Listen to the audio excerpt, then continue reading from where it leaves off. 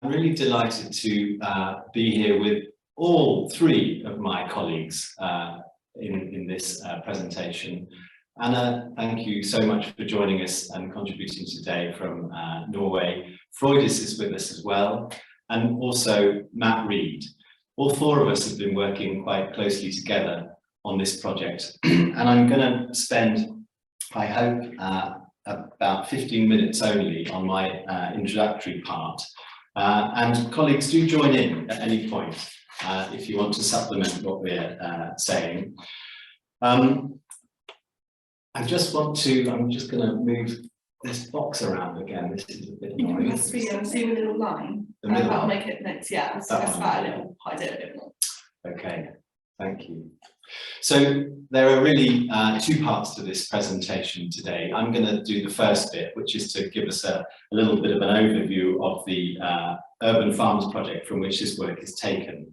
And that will give us some contextual background to what we're up to and why.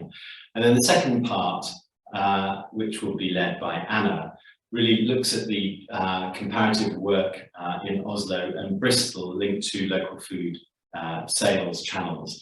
And we've sort of structured this presentation a little bit around a paper we're writing as well. And there are two sort of questions, if you like, that we're going to be pursuing. One is, what does our empirical data, which we'll describe in a moment, tell us about marketing opportunities and barriers in each of the two cities we're talking about, Oslo and Bristol? And then what does that illustrate in terms of distinctive urban context facing producers who are trying to market their produce into cities? As I was saying, the work is from a project called Urban Farms, and it's a great international and interdisciplinary project, you know, one of many that we're involved with, of course. And it's also transdisciplinary in that it has research and practice partners from different disciplines. So it's led by NIBIO, where Anna and Freudis work, which is the Norwegian Research Institute for Bioeconomy. NORSOC are also research partners. They're interested in organic agriculture, and then us. And then practice partners are Organic Norway, the Norwegian Farmers Union, and then also from the UK Bristol Food Network. So this is an important part of the structure of the project. And as well as those institutional partners, we also work with a number of farmers who have been recruited into the project. Originally there were 12 of them, one's dropped out now. And the farmers get paid a small budget to participate in the project. And that gives us access to their information and their partnership, but it also means that they can participate in the project and get some benefits back too. And I'll talk about those in a minute. But here's just a small range, and you can see that they're pretty varied. We've got some vegetable box schemes, we've got a CSA, bottom middle, we've got a livestock farmer, top, middle and bottom left, a berry farmer, top left, and then a salad farmer, for example, bottom right. So they're a pretty varied bunch. One thing I should say as well is that all of them, I think, if not all of them, then the majority of them work part-time. Some of them work in the oil rigs in the North Sea. So that means that they're pretty busy, and you know, engagement in the project is not always as simple as you imagine. And just quickly, it's a 4-year project, which has been a bit extended because of COVID, of course, funded by the, sorry, I put the Nordic Research Council, that's wrong, it's the Norwegian Research Council, my apologies, colleagues, for that. And here's the point, the principal aim is to understand two things: how to enhance added value and sustainability opportunities through optimized use of urban and peri-urban farm resources. And really what this is about is the idea that often we associate the coexistence of cities and agriculture as problematic. I remember 20 years ago working in London with some members of the National Farmers Union who really complained about the disadvantages of being near the capital because of fly tipping and traffic and pollution and all sorts of things like that. So in Britain, this juxtaposition of city and farms is sometimes a bother. But actually, what we are finding in this project is that the proximity of farms to the city can be a benefit, and we're exploring what benefits they are. I was talking earlier on about some of the benefits that the farmers can get from the project, and we won't talk about this today, but through the partnership, they get some very detailed advice on how to improve their sustainability as enterprises. And our colleagues in Norway have used SAFA criteria to develop these grids on the right, these spider diagrams, radar diagrams, to see how well they're doing and what areas of improvement they might like to make if they wanted to improve particular aspects of their sustainability performance. Actually, as you can see, the performance there on the right is already quite good. This is from one particular farm, and that must be emphasised, that all of the participating farmers, no matter what structure or business they run, are doing pretty well, I must say. They also get soil sampling and composting advice as well through Norsoc. Now, I put beware here after Anna's warning, because this shows you land use in Norway.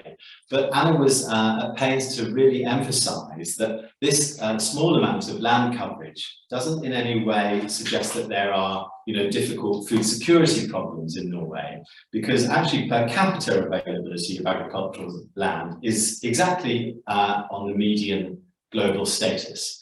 So just because we've got a small proportion of the overall nation devoted to agricultural land we shouldn't read too much into that. Plus, of course, there are opportunities for grazing, let's say, in some of the yellow and light green areas. But this is just to give you some context and to contrast it maybe to what we know about Britain, and a few statistics as well to help us along, which is that 10,000 square kilometres of farmland are available in Norway, and that figure is pretty stable. There's a further 145,000 kilometres square, which is almost half of the national area, that's suitable for outfield pasture. There are 38,000 farm enterprises, but this is decreasing, a pattern that we will recognise here. And about a quarter of all farm enterprises are between 10 and 20 hectares, so quite small, and smaller than we would anticipate for Britain. There's a strong history as well of national cooperatives, which we don't have so much here. And there are large differences, of course, as you can imagine, in self-sufficiency. So there's high meat and dairy and low fruit and vegetables. Now, let's just look at that sort of chart in a different way. Here's a map of the country on the right, and the yellow areas show us arable land. The red areas, or the orange areas, show us sort of mixed farm use, and the green areas are that land that's not so suitable for agriculture. But I think one thing I want to point out here is going back to my issue of the co-location of cities and agriculture. Those areas are where the cities are. That's quite interesting. And then also, I mentioned the 11 farmers participating now in the project. Several of them are over in the west, where Anna works in Bergen. But we're not going to talk about them at all today. We're only talking about the Oslo ones there on the right.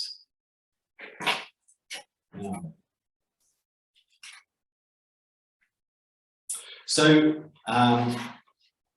what are we interested in then here today? We've been working in Bristol and in Oslo, and we're interested in this idea of what are the barriers and opportunities for marketing local food, and we'll talk about what local food is a bit more in a moment, in these two cities. So these broad questions have guided really our inquiries. How is local food produced and marketed? What motivations are there? What are the barriers and challenges? That's what we'll cover in a moment. How can they be overcome? And what can the two cities learn from each other? And, you know, I'll give you an overview of who we spoke to in a moment. There are 16 enterprises in Oslo, 18 in Bristol. Anna was with us, many of you may remember, last autumn for 3 months, where this work was carried out in Bristol, so that was lovely. And one thing I really want to emphasise is that one of the things that we've done at CCRI is to work with Nivio to get farmers to come over here on a study visit, which happened last month. And I think this fifth point, what can the two cities learn from each other? I think it was so exciting to see how the UK farmers and the Norwegian farmers kicked it off together and how they were sharing common concerns, but also comparing differences. So I think that's something that we could really build on, and many colleagues in the seminar today will recognise. Okay, so that's how it breaks down. Farmers, online markets and wholesalers, etc., etc. Rico rings, maybe Anna will say a bit more about this in a moment, but Rico rings are sort of buying groups, we would call them, I think, in Britain, but they are a particular Nordic phenomenon that emerged, I think, originally in Finland, but maybe Anna can say a bit more about those in a moment. And then last slide from me before I hand over to Anna. We've got, this is a diagram really that illustrates pretty short food supply chains. We recognise this from food studies and from alternative food network studies, but in the main, we've got a pretty close connection between farmers and end consumers. The ones on the left are direct, you know, so we've got farm shops and CSAs going straight to their consumers. Farmers markets are, you know, farmers going into the city and using the market infrastructure there. Rico rings are people taking food into the city to meet an agreed buyers group run through Facebook usually, etc. And then we've got on the right some slightly more complex, but not very complex food supply chains where there are just a few stages from the farmer to the end consumer. So I've tried to set the background, and I've done it in my allotted time, so that gives us lots of time, Anna, I hope, for your section now on the empirical findings and what they mean to us. And if you'd like to shout out next slide, then I'll change it for you.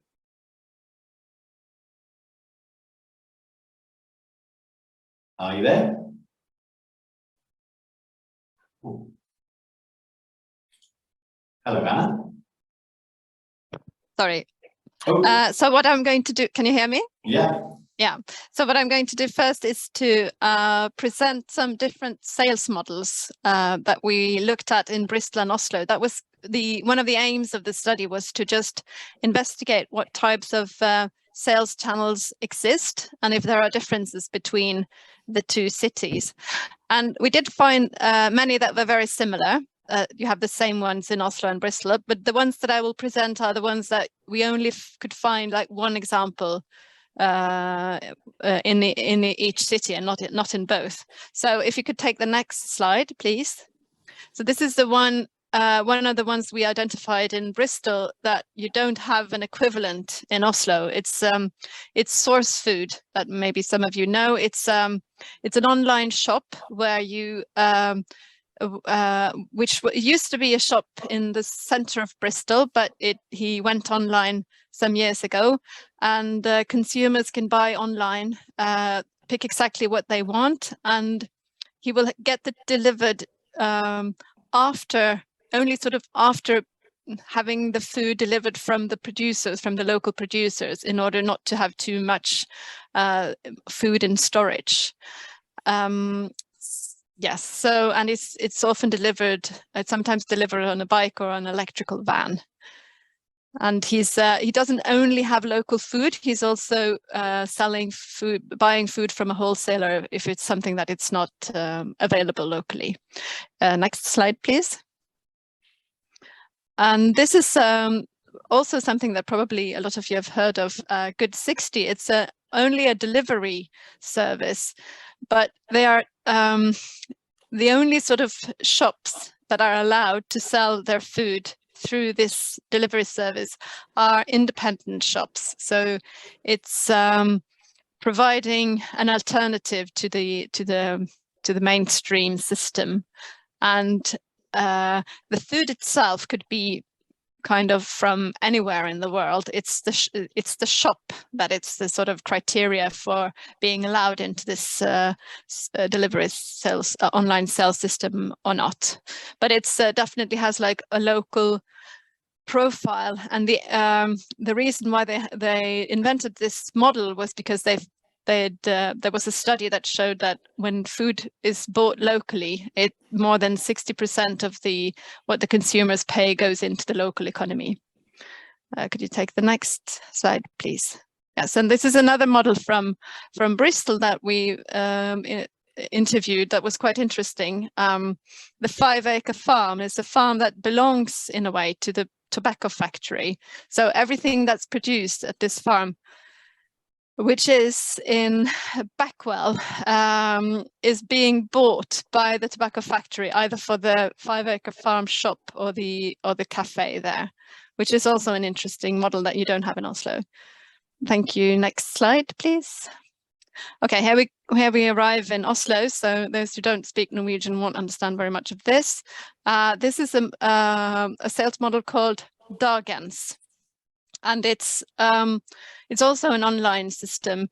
It's providing locally produced food to restaurants mainly, we'd call them large kitchens, and it's not a wholesaler because it doesn't buy the food from the producers and store it and then sell it. It's facilitating the deliveries from local producers and to the restaurants.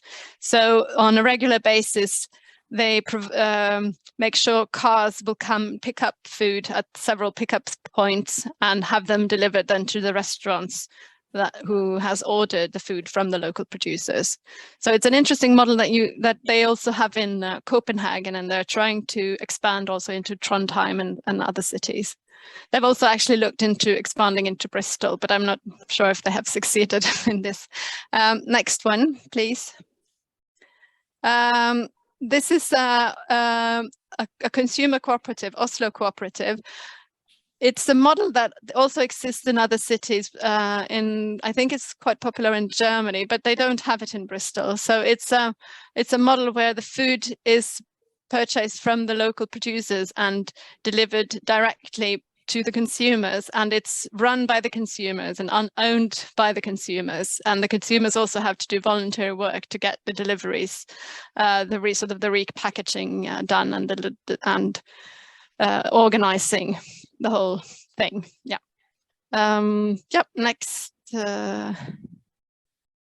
This is the Reco ring that Dan mentioned already. So this is a sales model where the sales takes place on Facebook. So each Reco ring, so-called, has its own Facebook page where producers can put in posts about what they have to sell and the price, and then in comments below, consumers will say how much they want, and then the food will be delivered at a certain pickup point somewhere in the city, and the consumers have a half an hour or 1 hour to be there and pick up their goods, which they often have already prepaid for.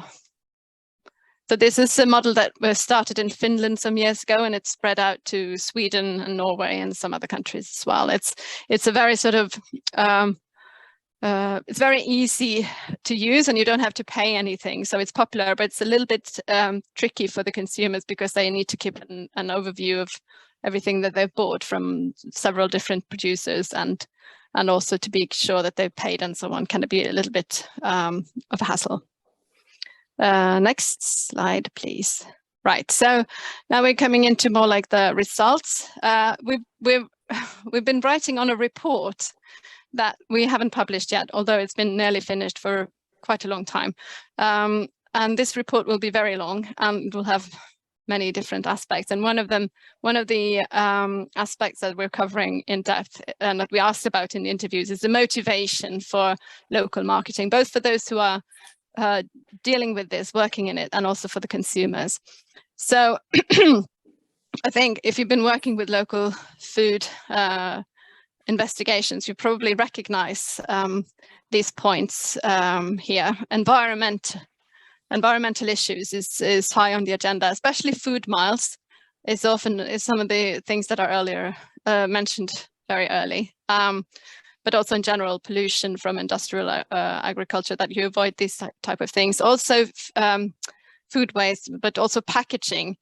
Packaging was very often mentioned in Bristol and hardly in Oslo. So this is a much larger issue in Bristol than in Oslo, which I wonder if has anything to do with the recycling system in Bristol, where sort of it seemed to be like a little bit plastic floating around in the city streets when I was living there, but I'm not sure. That would have to be investigated. Food security is also something that was more often mentioned in Bristol than in Oslo. How local food systems is providing more food security than when you're relying on food being imported from other countries. Transparency, of course, is a large advantage with local food systems, since it's easier to know how things are produced when you're buying more directly. Very often creating community in various ways was mentioned, that you're bringing together consumers and producers. And then, in that sense, educating consumers about agriculture, where the food comes from, and so on, is kind of linked to that. In Norway, particularly, food diversity and quality was something that was very often mentioned, which might have to do with a history of kind of low food diversity provided by food cooperatives and supermarkets. Very often there seemed to be like an aim in itself to be a counterweight to the large-scale industrial agriculture and the mainstream marketing system, but this was more articulated in Bristol than in Oslo. Next slide, please. Right, so but something that's very similar in Bristol and Oslo is how the local food is marketed. It's very much about selling a story, not just the product itself. And as many of the producers are small scale, they don't have finance for doing the marketing. So it's very often social media is being used, where they're sort of selling their story with photographs and little stories. Very often mainstream media is also writing about the different products, and yeah.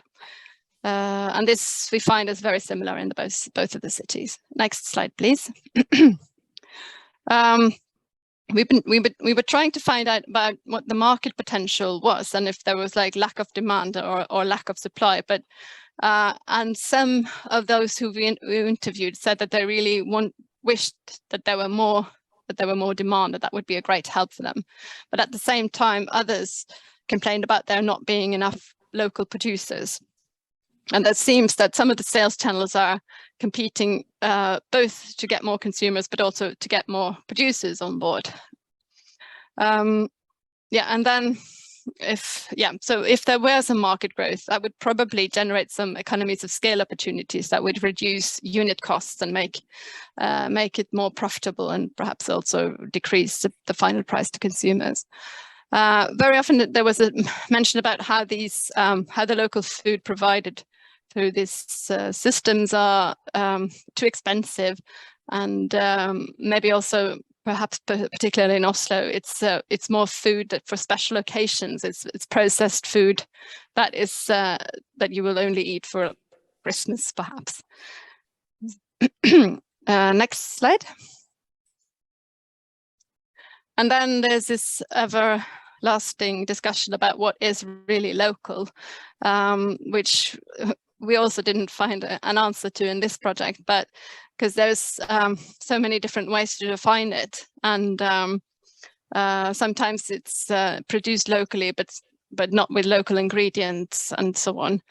And then the other discussion is like how far away can local should it be before you can call it local, and when it's not local anymore.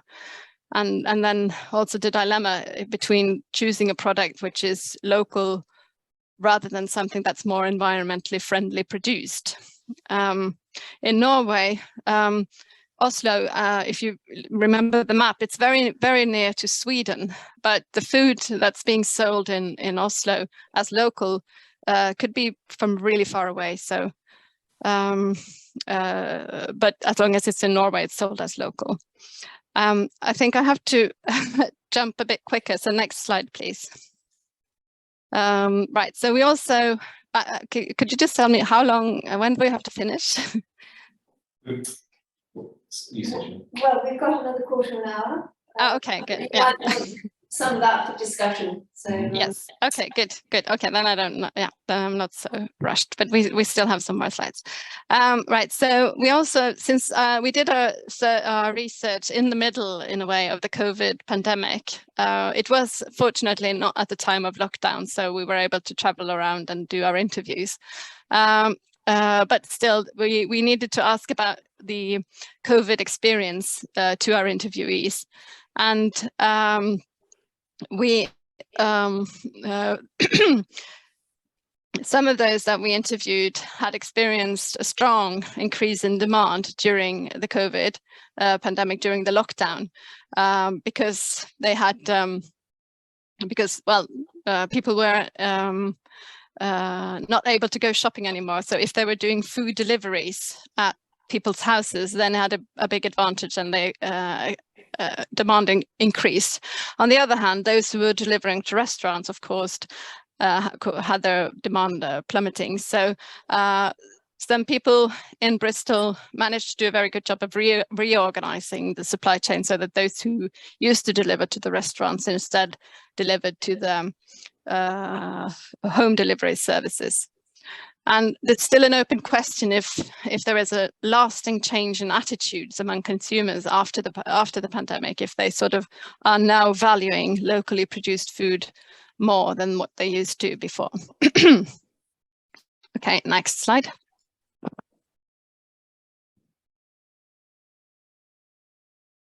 Okay, so we're trying to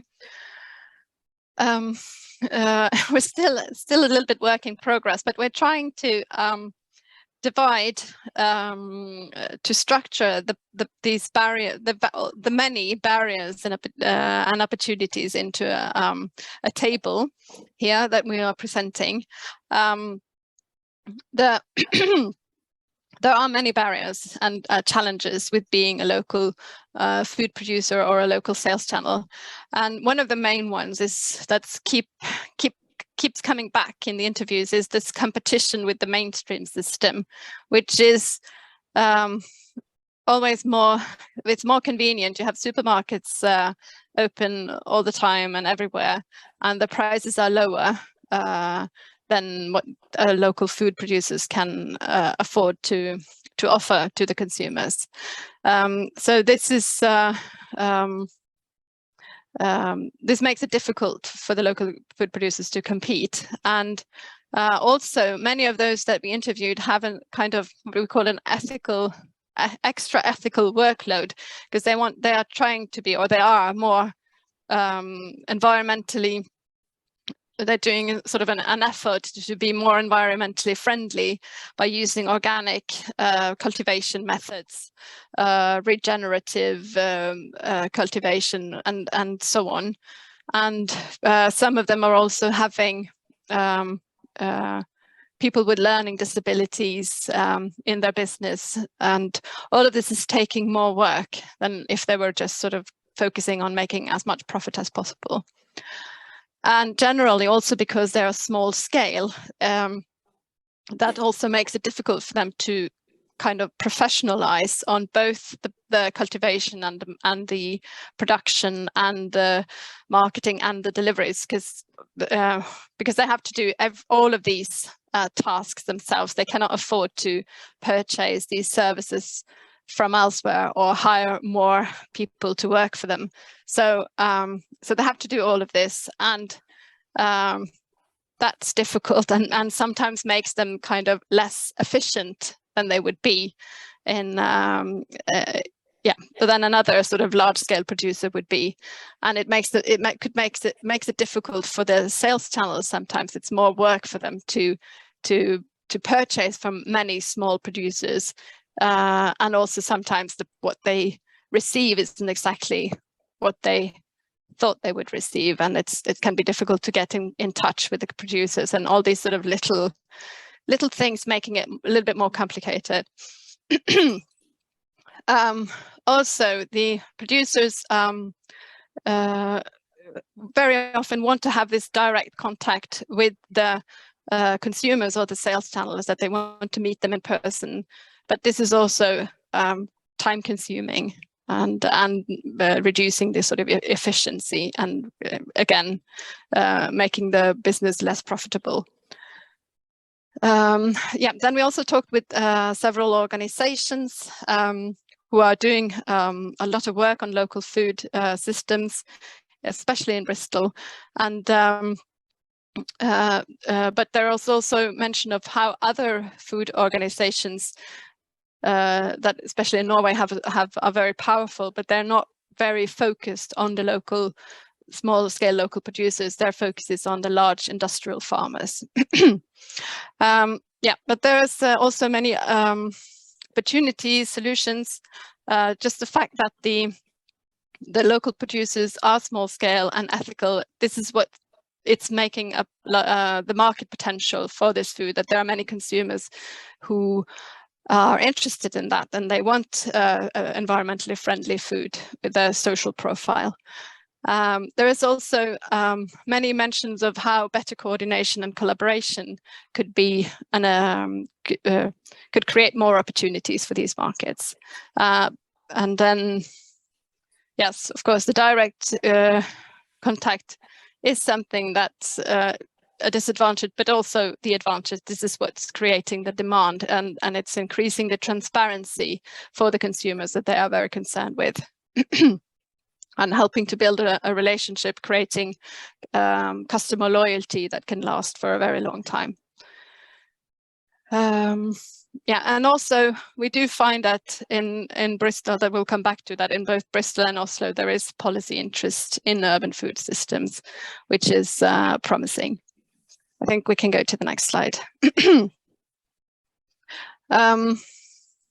Yeah, so some of these differences that we find between the two cities. So we chose Oslo because it's more similar in size with Bristol than Bergen. Bergen is much smaller, and also Bergen has very little agricultural land compared to Oslo, especially for any kind of plant sort of food production. There's basically mainly just livestock around here. So we thought that the two cities would be quite similar on a sort of natural conditions, but there are still some differences.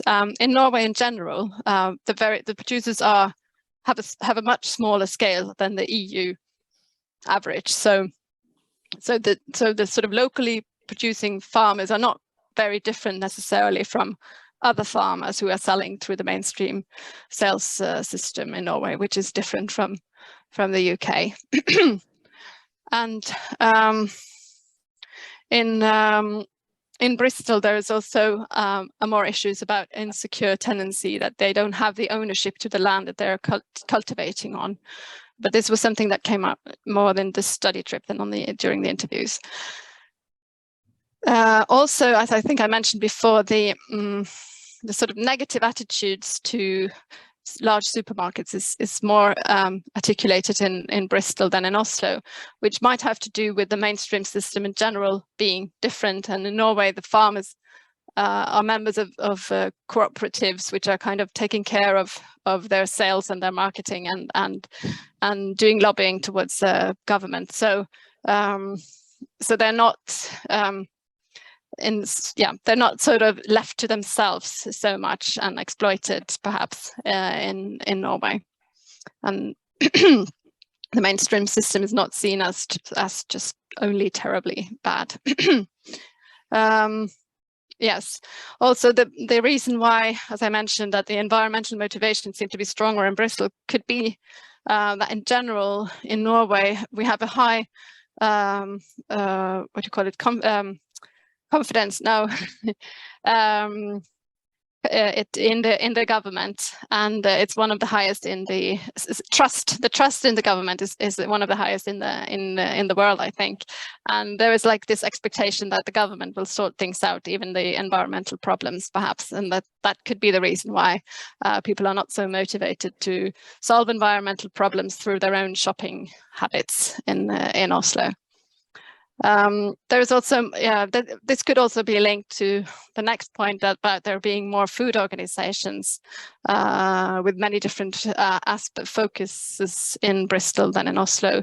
Also, there are several organizations focusing on poverty and food, lack of food for the deprived. So there's less of that in Oslo. There is, as mentioned before, there is in both places there are interesting policy approaches. Bristol has, Dan already mentioned this, had several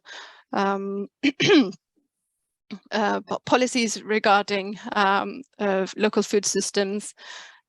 In Oslo, it isn't that much of a well-known local policy, but on the national level, there is a strategy for urban agriculture. So, so both of them kind of have policies on this. But it's in Bristol, it's local, and in Norway, it's in Oslo, it's national. And then there's another difference. We find that in Oslo, some of these sales channels are run by volunteers, like the Reko Rings and the Oslo Cooperative, and this is making it a little bit difficult to compete with them for those sales channels who are earning their income from this, who are businesses, because of course, when you're run by volunteers, you don't have to pay wages, and then you have a lower cost in a way. So here again, it could there seems to be like might be a bit too much competition between the various sales channels that makes them unable to have economies of scale, because they're sort of competing too hard on those few producers, and those the market demand is not high enough at the moment. So that's something that maybe more collaboration could solve. Okay, I think we'll go to the next slide. Right, so chip in and say that it's 5 to 1. So if you wanted to have some discussion. Maybe. Oh, sorry. Yeah. Okay. Well, just to say, conclude maybe in the next 3 or 4 minutes. Yeah. Oh, yeah. We'll manage. Yes, we don't have much left. Yeah. So some things that have to do with the urban aspects is that land in an urban area is hard to come by compared to a rural area. And then there's rural sort of urban areas have perhaps more food strategies that are more articulated than in a rural area, but then it's not sure how much they will be able to achieve. Then also in an urban food environment, there is more better developed food infrastructure, but that also means that there can be more competition. And then a city which has a larger population also has more diversity of its population, which creates more opportunities for there being consumers interested in local food. Okay, next slide. I think we're. Do you want to skip over? Oh, sorry. Yes. Okay. That was just a next project. What did you say, Dan? Sorry. Do you want to skip over the market gardening? Yeah. This is just our next project. I think we can go to the. It would be very nice if there are some questions. So I wanted to leave some time for that. Excellent. Thank you very much, Anna and Dan. Dan, do you want to go on to the chat button? See if there's been any questions meanwhile. Not at the moment. So I think we can open the floor to any questions from anyone. Really, there is nothing in the chat. Charlotte's in the room here. Hi Anna, good to see you. I hope Yeah, you're hi. really interesting talk and a really brilliant project. I'm particularly interested because I love Bristol so much. I just wondered whether you spoke to any of the local producers in Norway or in Bristol about their future plans.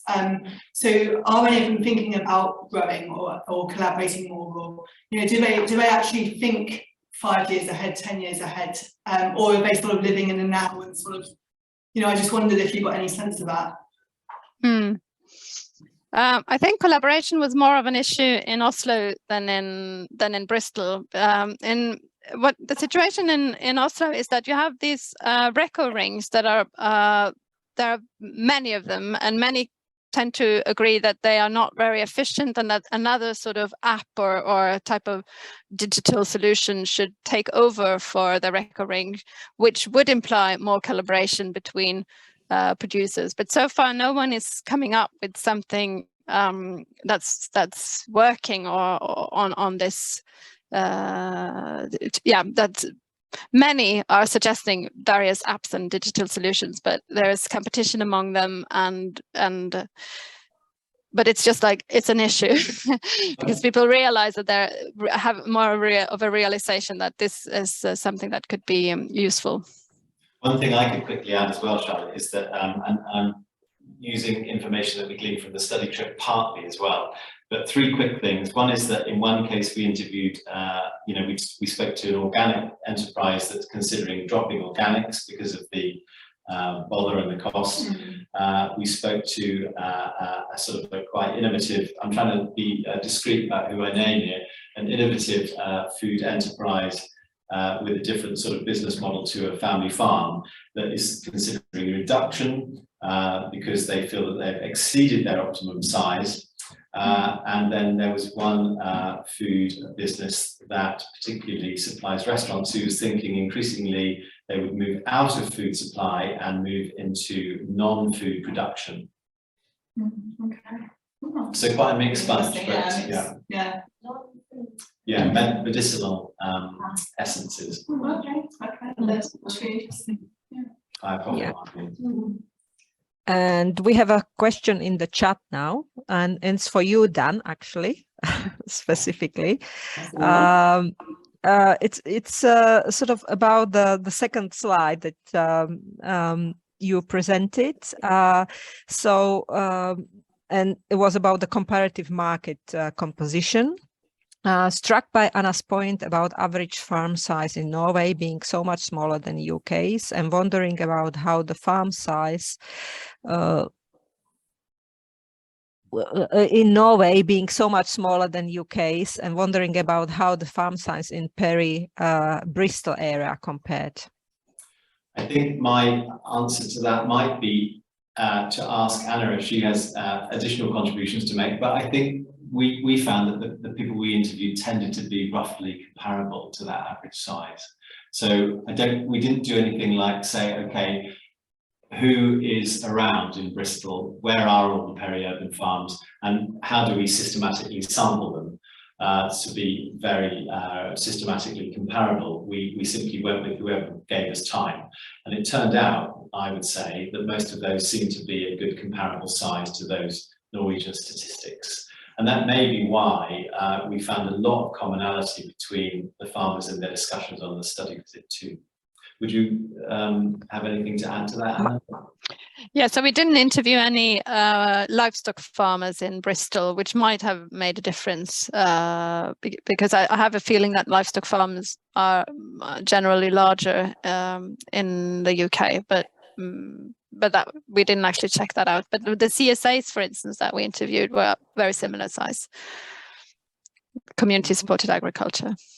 Matthew, would you like to come in on that, or are you satisfied with the answer? That answers the question. I didn't catch when Dan, I say it was the second slide, I was a little late arriving, so I don't know, but he rattled off some stats that weren't on the slide, and I was trying to remember what they were and if they related to the same point about farm size. But no, Anna's covered that really well. Thank you.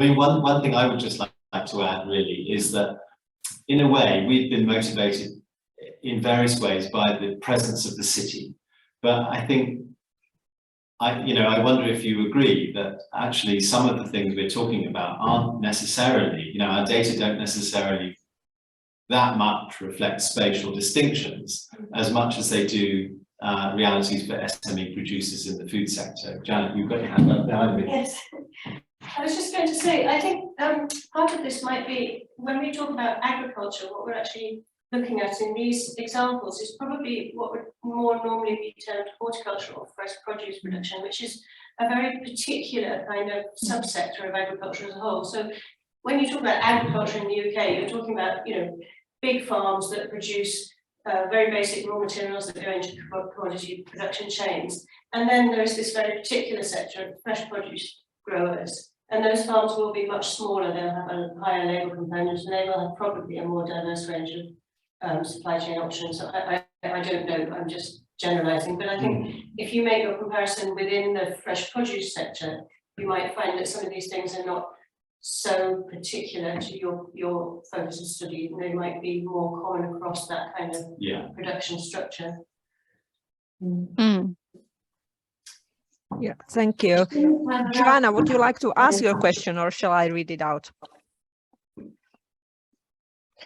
I can ask. One minute. Go ahead. Okay. So yeah, you mentioned local. I mean, I'm living in Latvia and I work at the Estonian University of Life Sciences. So it's good to see some people I actually recognise. Hi, Dan. And so you mentioned local, and is that partly to do with Norway being such a large country, that this issue of what local actually is, low density and concentrated in one area. Whereas if you compare that with Bristol, which is quite a densely populated area.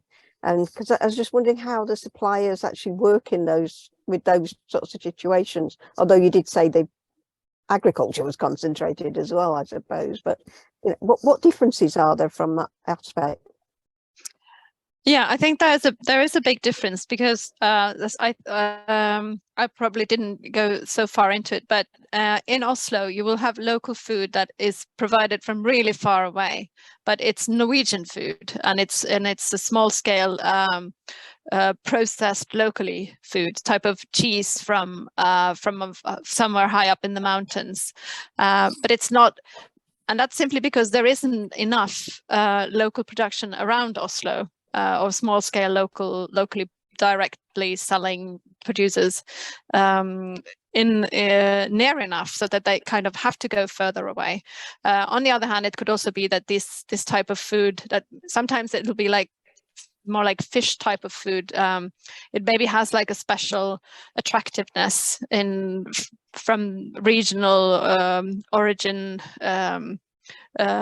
aspects that makes consumers more interested in buying them.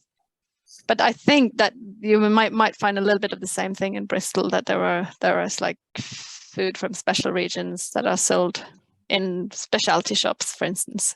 Yeah. Well, thank you. There's another question from Lydia. We've had the contribution as well from Matthew saying Chris Smage is recommending Lipton's land reform, but saying that small farms are more socially efficient than large farms. And Lydia has asked, did we conduct the SAFA sustainability assessment on some of the farms? Yes, is the answer. The 11 partner farms. I don't know if all of them took part, Anna, but did they? Yes. So colleagues at Libya did those assessments. What are your thoughts on the use of this assessment tool? Well, I have a thought. What about you, Anna? You go first. Oh,